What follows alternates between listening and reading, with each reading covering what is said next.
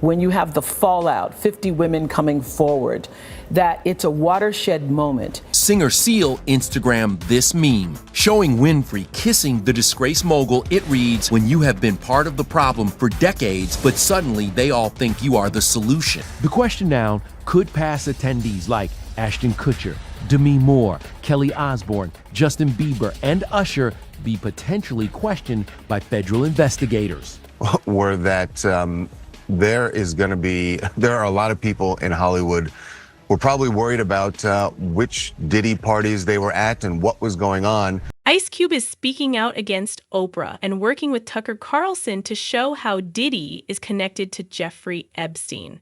The dark secrets of Hollywood are finally coming to light, and Oprah is at the center of it all, pulling the strings from the shadows.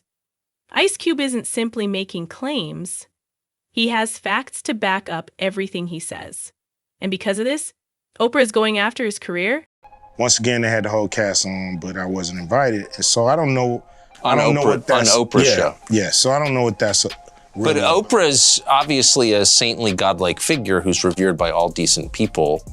Why would she exclude you? I really don't know. You know, that's something that I would love to find out. But I can't tell you, you know, if there's a single thing that I've done or said to her. Have you noticed that it is more controversial to criticize Oprah than to burn the American flag? Really? Seems that way.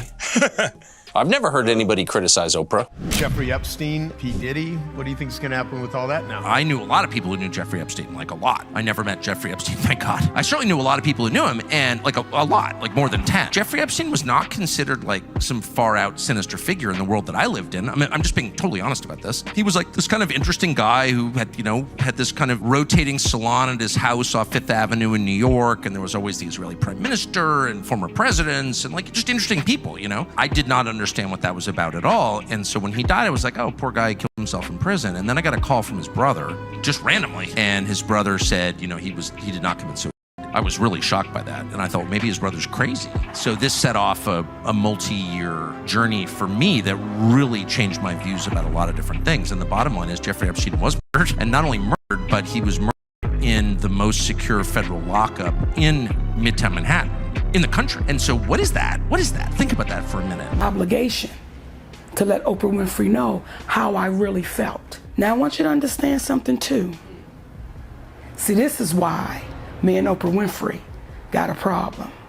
It's still there. Until that woman says, let me apologize to you publicly, it'll be to the day I leave this earth. Because what you did was malicious, and it was intentional, and it was ugly.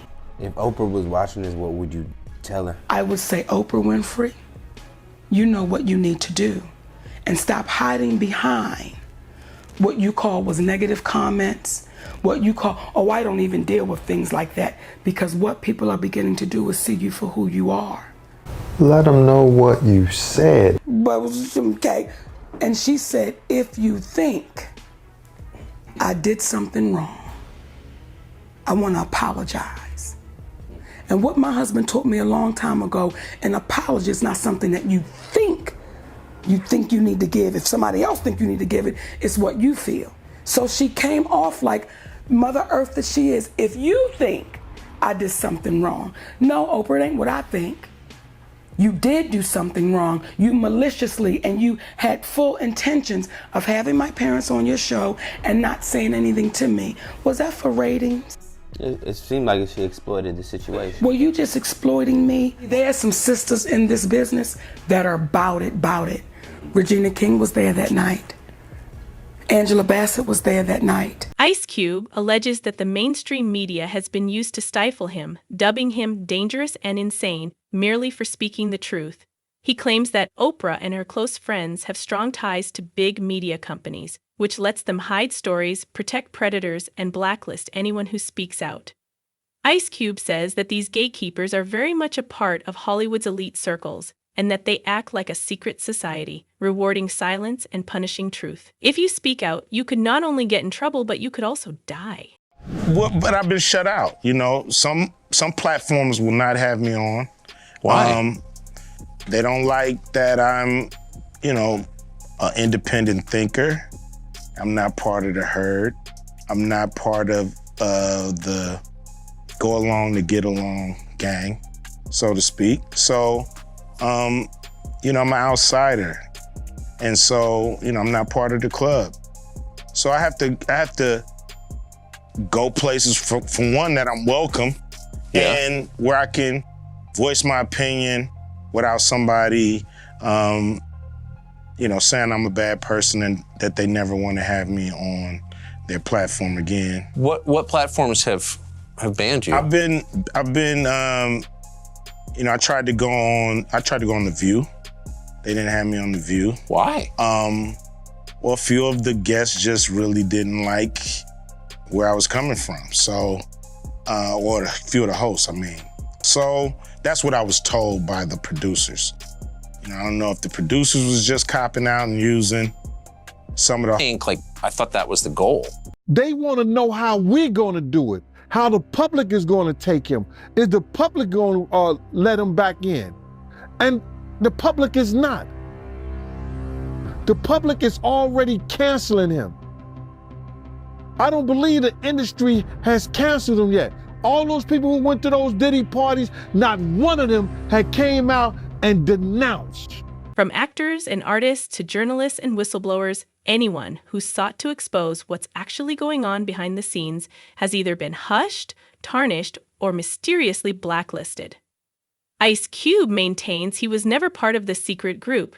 He's never played by their rules, never attended their parties, and never relied on them to establish his legacy. In a TikTok video, Ice Cube addressed these gatekeepers directly, informing them that they know who they are and what they have done.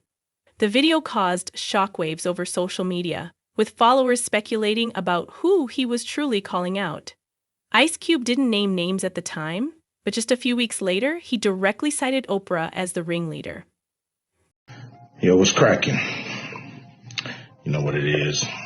It's your homeboy Ice Cube. Respect that. I think there's a few reasons why. Number one, it was the messenger. I should just be grateful I got invited to the party. You a big, fat, black woman. How dare you be the one? And then on top of that, you're saying names. You're saying Oprah's name out loud. You're saying Tyler's name out loud. You're saying Lee's name out loud. You're saying Lionsgate out loud. That's not what we do. We say they. We say the people. We say the studio. We say the producers. How dare you actually say our heroes' names? Diddy was a pawn in the hands of these elites, and when he outlived his utility, they got rid of him. Ice Cube says that both Diddy and Epstein were targeted. Diddy was shielded, exalted, and untouchable for years, as long as he played by their rules. But the instant he sought to become bigger than what they allowed, they turned on him. Diddy went from being the most successful black artist to being in jail in less than a year. Ice Cube maintains that both men were pawns, used, discarded, and finally sacrificed to distract from the fundamental depravity that yet remains unchecked. You're hearing Diddy everywhere, okay? Yeah. So, did you ever have any kind of run-in with Diddy? Did you ever do anything with Diddy? Any projects you worked on with him? He produced a few records, or had his producers do a few records on my War and Peace album, the Peace Disc. Yeah. Federal judge immediately rejected a defense request for a mistrial in the picking trial of music mogul Sean Diddy Combs. According to Cube, Diddy's collapse wasn't a spontaneous act of justice. It was a premeditated maneuver by the exact people who had guarded him. Just like Jeffrey Epstein, Cube feels Diddy was utilized to serve the objectives of the privileged. And when things got too ugly or too public, they cut him loose to protect themselves. That was Diddy's mistake. He was too loud.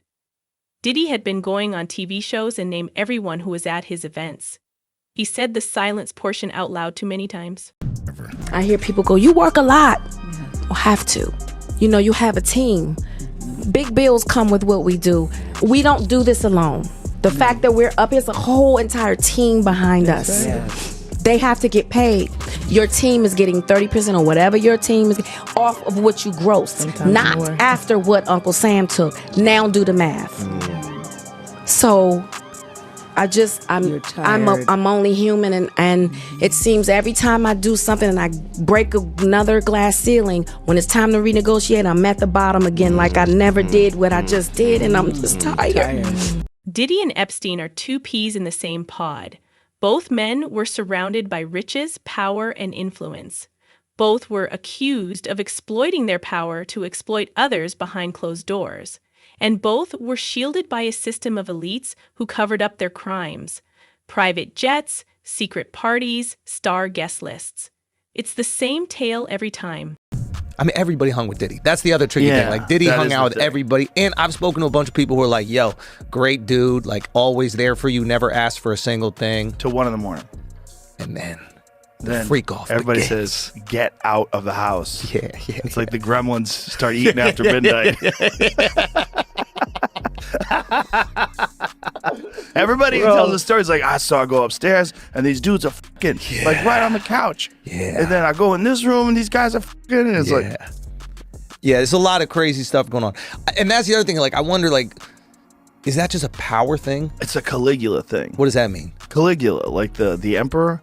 Did you ever see that movie, Caligula? No. It's about just Roman empires being completely out of control. Caligula is like almost like porn, and it was a movie made, I want to say in the 70s. It's a crazy movie. But it's just detailing extreme excess where you can never fill the hole. But what is the hole you need to fill? Like, I'm trying to find, like, what's the just catalyst? Chaos. What year was this? 79. Yeah. That's Malcolm McDowell, right?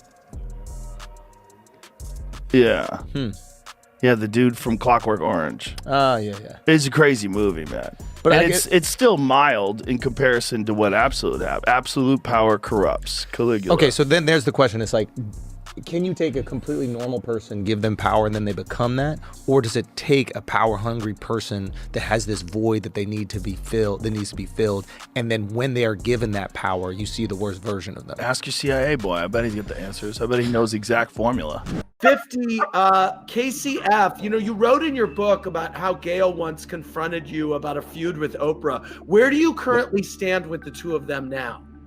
I like both of them. I just said something. I made a comment about not understanding why they were choosing specific people for the Me Too stuff, the documentaries, because we got the president has those accusations. No one has a documentary on the president. Right. And as far as entertainment is concerned, I thought Weinstein was bigger than the other guys in entertainment that we see there. Those other guys are just easy victims. That's all. Right. The only difference between Diddy and Epstein is that Diddy managed to walk away.